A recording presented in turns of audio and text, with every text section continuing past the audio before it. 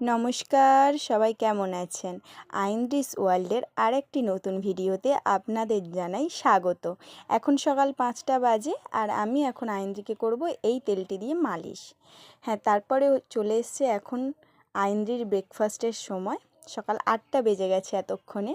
তো চলো আইনরিকে আমি ব্রেকফাস্টটা খাইয়ে দিতে দিতে আইনরির সঙ্গে হওয়া কিছু মজার ঘটনা তোমাদের সঙ্গে শেয়ার করি।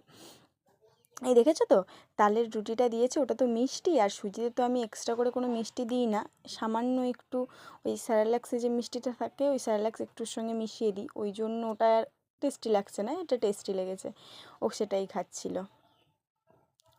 এখন আইনদিকে আমি খাইয়ে দাইয়ে চলে এসেছি, নিজে স্নান ফান সেরে।